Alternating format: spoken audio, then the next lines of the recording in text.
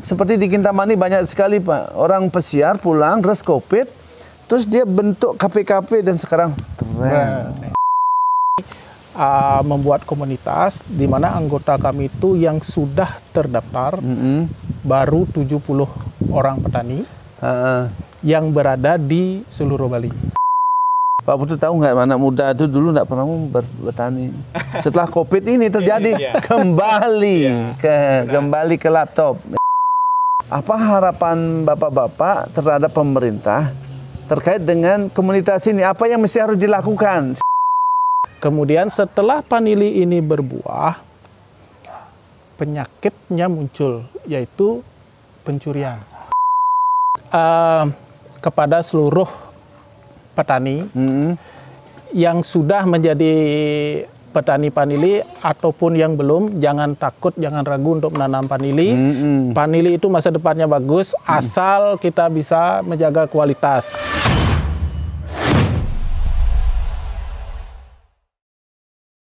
Selamat datang di Jarak Podcast. Sore hari ini saya bersama komunitas Panili Bali, salah satu yang menjadi produk unggulan di Tabanan. Om Swastiastu. Om Swastiastu. Assalamualaikum warahmatullahi wabarakatuh. Salam sejahtera bagi kita semua. Salam kebajikan, nama budaya. Sore hari ini saya ingin berbincang-bincang karena ada undangan yang sangat menarik karena begitu heboh terkait dengan komunitas petani. Om Swastiastu Pak Putu. Om Swastiastu. Putu semuanya Putu-Putu ini ya. Putu Adi sama Putu Dirga ya. Kira-kira ini kapan dibentuknya komunitas ini sehingga begitu berhasil sekarang dan bisa ekspor kayaknya ini ke luar negeri. Kira-kira mulai kapan Bapak melakukan bisnis ini? Dengan cara apa gitu? Kok bisa sampai bisnis Panili Bali? Ini kan elit sekali ini. Gimana ceritanya? Saya tanya Bapak dulu. Gimana? Oke, siap. Ini kita mulai rintis di tahun 2019 ya. Berarti di COVID lah, pas COVID ya. Ya, awal-awal COVID gitu ya. Dan kita bentuk komunitas, kita bangun komunitas Semeton Petani Panili Bali. Semeton Panili Bali. Petani Panili Bali. Nah, ada legalnya nggak? Ada payung hukumnya nggak? Apa kelompok kah sudah dilegalisir atau badan hukumnya ada nggak? Belum. Oke, nanti dengerin ceritanya supaya bisa dibantu oleh pemerintah ya. Siap. Lanjutkan ya. Pak Putu. Oke. Ya itu kita bentuk. Nah kenapa kita bentuk komunitas Panili? Karena apa? Karena kita melihat potensi yang begitu besar di Panili dan sementara kami lihat di petani itu belum ada cara pengolahan, belum ditata, belum diminit lah istilahnya. Proses-prosesnya itu ya perlu ada sarjana yang memang mengajarkan itu ya. Iya. Dari yang terpenting itu adalah bagaimana kita membentuk kualitas panili dari dasar, dari budidaya. Budidaya. Untuk mendapatkan kualitas panili yang bagus dari keringnya seperti ini, tentu mesti berawal dari raw material, green bean-nya ini harus berkualitas. Tunggu sebentar Pak. Ini ini proses itu ya. Sampai proses dari penanaman nanti saya pertanyakan itu karena ini kok mulainya itu orang ini kan COVID ya tentu kembali ke kampung lah ya, bercocok tanam. COVID itu mulainya itu dari 2019. Sehingga bertepatan sekali Pak. Itu banyak usaha-usaha communities yang memang di desa itu dikembangkan dan berhasil. Seperti di Kintamani banyak sekali Pak. Orang pesiar pulang terus COVID, terus dia bentuk KP-KP dan sekarang keren. Sangat bagus sekali. Dan ini Panili Bali ini saya yakin akan seperti itu. Coba jelaskan lagi berapa orang yang sudah bergabung, komunitas dari Banjar mana aja, desa mana aja, sehingga Bapak di sini menampung ya semua hasil itu dan Bapak ekspor. Oke, karena melihat potensi yang begitu besar, maka kami membuat komunitas di mana anggota kami itu yang sudah terdaftar baru 70 orang petani yang berada di seluruh Bali. Berapa Pak? 70 petani. 70 petani yang berada di seluruh Bali. Nah, masing-masing daerah kami juga punya korlapnya. Punya korlap, tujuannya itu bagaimana caranya biar bisa mengorganisir petani di sana. Tujuannya apa? Untuk menciptakan kualitas vanili yang bagus dari budidaya. Budidaya. Gitu. Ada sarjananya nggak? Seperti sarjana masuk desa gitu. Ada yang memang paham, karena ini kalau tidak paham sekali kan bahaya, Pak. Itu harapan kita nanti. Bapak-bapak kita tersentuh hatinya untuk masuk ke desa, untuk masuk ke kami. Kami punya pengalaman di budidaya, beliau-beliau punya pengalaman di akademik, kita gabung menjadi satu sehingga menghasilkan produk yang nanti saya akan kasih clue untuk itu ya. Pemirsa, inilah beberapa permasalahan yang ada di desa-desa tidak paham. Program pemerintah sangat bagus sekali. Berserikat dan berkumpul dilindungi oleh konstitusi, berusaha apalagi lebih dari 10 orang, 15 orang. Kenapa nggak gabung membentuk koperasi, badan usaha? Sekarang sudah sangat simpel sekali. Bisa perorangan, OSS-nya, perusahaan pribadi, sangat gampang ya. Berarti informasinya belum nyambung di sini ya. Nanti saya kasih nomor teleponnya dan cara-cara berusaha. Bagaimana caranya berdiri di atas kaki kalian sendiri. Apalagi ada orang 70 orang. Supaya pemerintah bisa membantunya, Pak Putu. Siap. Ya, sehingga kalau tidak paham ini bagaimana pemerintah bisa bantu. Usulan tidak pernah, proposal nggak pernah nyampe di bupati, di gubernur. Terus Bapak teriak-teriak minta bantuan karena legalnya nggak ada. Ya, saya bukan menyarankan ini solusi supaya kita bisa menikmati program Jokowi itu. Gitu kan, harus kita peka, tangkap itu kesempatan, bentuk badan usaha atau kelompok komunitas, koperasi, ajukan, dan bagaimana caranya semuanya sudah ada terurai dalam web dari masing-masing departemen itu. Ya, sekarang saya bertanya, prosesnya ini seperti apa? Dari ini ya, ini kan sudah jadi ini, dari tanam berapa bulan sampai berapa bulan, terus sampai kering, prosesnya itu sampai ekspor berapa lama Pak Putu? Mungkin saya kasih jawab Bapak ya, Bapak Putu satunya yang menjawab ya. Gimana tuh? Kalau membuat kualitas seperti ini paling cepat itu 2,5 tahun sampai 3 tahun, Pak. Tunggu sebentar. Nanam ini sampai begini? Iya, kalau butuh prosesnya, kalau dari awal.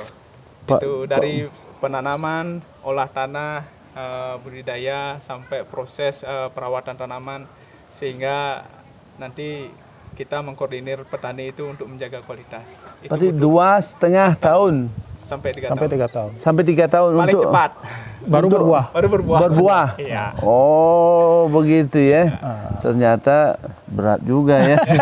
terus ya ini. Ya, dari sana karena butuh proses yang cukup lama, jadi awalnya kami dibentuk tahun 2019 itu kan untuk menanggulangi keluh kesah dari teman-teman petani yang memang harga vanili itu fluktuatif ya.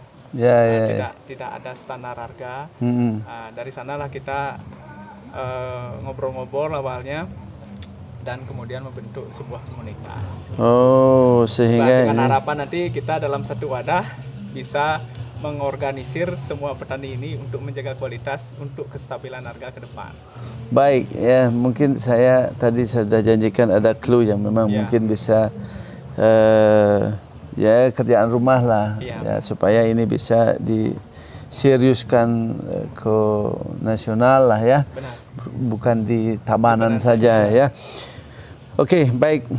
Terus penanamannya di mana saja? Kan di sini ada mungkin beberapa hektar, tapi di mana di sini di Bali ditanamnya? Di daerah mana? Kan ini tergantung pH-nya tanah, terus degree sea levelnya gimana sih supaya benar-benar bagus tanamnya? Kalau di Bali di semua daerah bisa ditanam, Pak. Semua daerah bisa. Bisa, tergantung sekarang kita telaten atau tidak untuk merawat tanaman tersebut.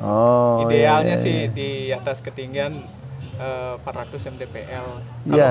Kalau di bawah 400 mdpl bisa. Di mana sih ini ditanam? Pak Putu tahu nggak, anak muda itu dulu nggak pernah bertani. Setelah COVID ini terjadi kembali ke laptop ya, kembali warga Bali Kalau Tabanan itu terkenal dengan padinya ya, padi merahnya gitu, padi gagenya. Nah sekarang saya dengar Vanili, makanya saya tertarik untuk bercerita dan mendengarkan cerita kedua Putu Dirga dan Putu Adi Negara ini. Ya. Pak Putu, kedua-duanya ya, mungkin saya Pak Putu Negara dulu ya. Nah, ini ekspornya kemana? Ekspornya kemana? Yang sudah berjalan, kita pertama ke Ceko dulu. Ceko, Republik Ceko Republik. Ya, kemudian ada ke Prancis, ada Prancis. Jerman, baru-baru ini Australia. Oh, Australia. ya. Yang paling meminati produk kita adalah Prancis. Bagaimana pembayaran, CNF atau bayar duluan? Apa dia by order atau COD orang bahasanya sekarang? Gimana itu? Kalau bahasa tongkangnya, bahasa batubaranya CNF gitu. Tapi kalau bahasa online-nya COD ya. Atau Bayar dulu tentunya. bayar dulu. Ya. Risiko lebih sedikit. kecil ya. Lebih sedikit. Dan syukurnya para buyer juga percaya sama kita. Kita minta uang dulu, dikasih. Oh iyalah pasti karena trust ya, Trust. Dan itu mesti kita jaga. Nah, yang mungkin harapan apa Pak Putu ya, Pak Putu Dirgo, Pak Putu Negara ya.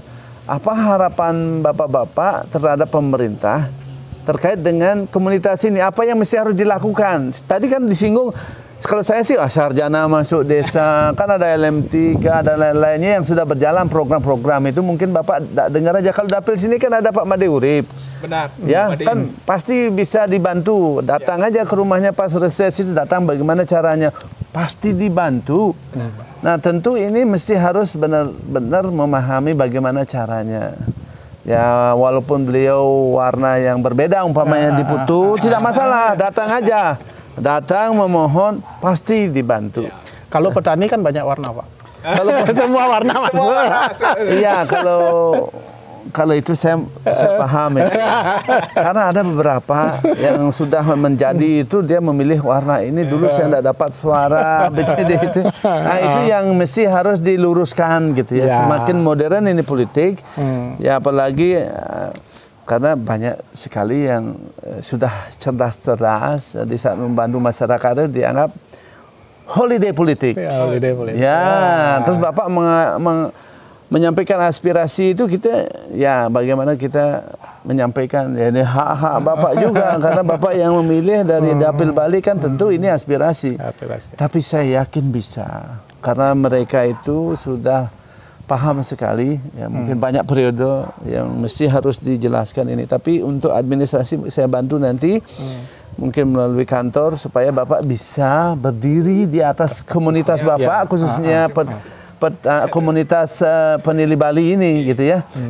Harapan apa yang Bapak mau sampaikan? Apa? Harapan tentu datangnya dari kendala. Kita ada kendala pertama dari budidaya. Kendalanya apa? Budidaya. Sampai sekarang permasalahan di budidaya itu ada namanya jamur fusarium yang menyebabkan busuk batang dan busuk akar. Ini adalah penyebab berkurangnya produksi kami. Ini yang paling besar penyebab produksi kami. Nah, kami harapkan dari bapak-bapak yang punya regulasi cari dong itu solusi mengatasi itu. Nah, dari kami di petani ini cuma punya pengalaman aja. Baik. Nah, itu pertama di budidaya. Kemudian setelah vanili ini berbuah, penyakitnya muncul, yaitu pencurian. Masalah klasik ini, masa ada yang mencuri. Banyak. Nah, ini pun kami berharap juga kepada instansi terkait. Ya, penegak hukum, para penegak hukum. Nih, tolong, ini adalah penyakit vanili yang susah disembuhkan. Iya, vanilinya dicuri gitu. Iya. Oh, pencurian. Banyak kasus terjadi, Pak. Menjelang 2 bulan atau 1 bulan pada musim panen. Ini petani ketakutan karena pencurian ini agak masif ya. Oke, pemirsa, penegak hukum di Tabanan khususnya para penegak hukum tentu ini mungkin ya sedikit menyentuh di luar dari tusinya. Mereka seharusnya pecalang yang menjaga, tapi Kamtidmas di desa-desa pasti memahami harapan dari kelompok petani peneliti Bali ini mohon dibantu terkait dengan penegakan hukum supaya tidak ada pencurian di saat mau menuju panen itu. Terus Pak Putu Dirga apa harapannya? Saya lanjut lagi satu. Ya, apa lagi? Sorry, saya lanjut lagi satu. Nah, setelah itu kita ini tahap penjualan. Penjualan. Kami berharap sekali instansi terkait bagaimana caranya biar bisa mendirikan apa tuh badan atau apa yang mengatur masalah quality control. Kami inginnya panili yang keluar dari Bali itu melalui quality control ini sehingga panili yang keluar dari Bali ini betul-betul berkualitas dan spek sesuai dengan harapan pembeli ya. Karena apa? Sekali aja kita jual panili yang tidak berkualitas kan nama kita hancur jadinya. Oh, berarti diharapkan. Ya kan banyak di Bali ini banyak pembisnis yang memanfaatkan nama Bali untuk menjual mengekspor buah. Baik. Kalau ini sekarang sudah ada badan atau apa namanya? Ya lembaga atau apa penilaian seperti di ada apa produk lain adalah Skopindo dan lain-lainnya itu. Saya dengar di Madagaskar seperti itu. Kalau nggak bagus ya nggak keluar. Jadi nama panili Madagaskar itu tetap bagus. Kami juga inginnya seperti itu. Kedepannya seperti itu, Pak. Ada quality control, dari pemerintah yang punya regulasi ya. Seperti Skopindo. Harapan itu tertulis semuanya, kandungannya dan lain-lainnya itu sehingga Bali punya kualitas kelihatan di mancanegara. Kira-kira begitu ya. Seperti itu. Pak Putu apa lagi masukannya Pak Putu Dirgo? Kalau dari kami dari sisi petani sih sudah dijelaskan tadi ya Pak ya. Fokusnya itu menjelang musim panen. Harapan kami aparat terkait atau mungkin aparat desa bisa menjaga keamanan kalau memang ada petani penili yang punya buah di masing-masing daerahnya untuk turut serta membantu untuk keamanan. Gitu. Banyak kasusnya kemarin seperti di Sulangai. Banyak petani yang mengeluh kepada kami karena kami sebagian besar buah yang di sana kita ambil dari sana. Terus dijual sebelum masa dicuri orang. Karena ketakutan akhirnya panik. Dijual lah tidak sesuai dengan kualitas gitu. Akhirnya harganya jatuh. Pak, kalau orang luar itu mendengar orang Bali itu zaman dulu ya. Benar. Taruh mobil, taruh sepeda motor di jalan, tak ada yang ngambil. Terus sekarang ada pencuri gitu. Dan yang dicuri adalah panili. Jadi kalau dicuri begini nanti restoratif justice lagi kan tidak bisa dihukum Pak. Curi dua itu kan tidak bisa. Nah ini harapan. Ada nggak harapan lain lagi? Memang modal sudah banyak Pak. Modal, nggak ada harapan apa gitu dari pemerintah untuk dibantu. Bupati Tabanannya bagus, gubernurnya bagus. Ada nggak harapan tolong dibantu gitu? Kok saya tumben saya wawancara ini tidak meminta bantuan finance? Itu gitu itu pasti. Permohonan modal itu pasti. Tapi kami yakinkan dulu bahwa kami punya semangat, punya kemampuan untuk itu sehingga yang memberi bantuan pun nanti dengan senang hati gitu. Kalau bisnis itu, nah ini peluang. Saya tidak bisa masuk ke dapur Bapak kalau sudah hebat sih tidak ada masalah, uang udah banyak sih tidak ada masalah. Ini kan terkait dengan banyak orang Pak. Ya ada petani di Sulangai Bapak sebut itu dekat kampung saya, ada Kintamani dan lain-lainnya. Nah ini yang saya maksud supaya peran pemerintah itu, karena pemerintah melalui kementerian lembaga, tugas perbantuan, APBD 1, APBD 2, mereka itu benar-benar ya, ini sektor real Pak Putu. Sektor real ini pasti disentuh oleh pemerintah dan pemerintah menunggu hal-hal seperti ini gitu. Karena apa? Ini kembali ke industri yang memang ya seperti bapak-bapak lakukan sekarang ini. Dulu anak muda pergi ke kota urbanisasi, sekarang kembali ke desa. Ini yang menyentuh hati Pak Putu. Ada nggak lagi? Itu kami petani dalam artian gimana caranya nyari bantuan. Itu juga kami belum paham. Mudah-mudahan dengan adanya ini, apalagi nanti Bapak yang bisa mengarahkan kami, Astung Karo, dan sangat berharap sekali melalui Guru Walid nanti. Siap. Itu sangat itu endingnya ke sana. Ya, itu kan pura-pura tidak punya, tapi dia cerdas gitu, sehingga dia mengundang saya di sini.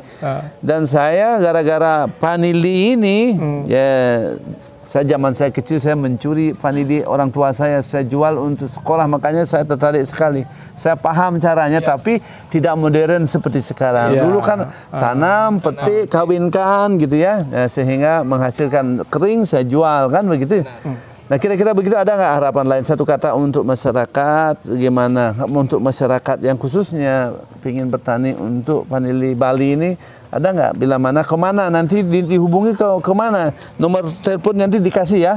Ya, kalau mau bergabung ke komunitas Bali, petani vanili Bali, ya hubungi Pak Putu berdua ini ya. Oke, siap. Ya. Coba bicara apa harapannya, Oke, kepada seluruh petani yang sudah menjadi petani vanili ataupun yang belum, jangan takut, jangan ragu untuk menanam vanili. Vanili itu masa depannya bagus, asal kita bisa menjaga kualitas. Kualitas yang bagus akan menciptakan peluang yang bagus juga. Kita jamin itu. Dan harapan yang klasik ini adalah apapun yang kita buat memerlukan biaya, memerlukan modal, memerlukan dana. Mudah-mudahan dengan ini kami diberikan solusi sehingga sampai di dana itu untuk kita kembangkan bersama sehingga petani itu sejahtera. Itu harapan kita. Petani harus sejahtera. Berpikir positif, Pak. Karena ini real, Pak. Sektor real. Bapak punya produk, Bapak punya tanaman, terus di ekspor, ya itu kan bisa. Kalau dibantu lagi oleh pemerintah, tambah bagus lagi. Pak. Ya, kira-kira demikian wawancara saya sama Putu Dirga, Putu Adi Negara. Semoga bermanfaat untuk masyarakat petani Indonesia, petani khususnya yang ada di Bali. Saya minta maaf bersama teman-teman Putu-Putu ini bila mana ada tutur kata saya yang salah. Saya akhiri dengan Agung Pramesanti. Om Santi Santi Santi Om. Assalamualaikum warahmatullahi wabarakatuh.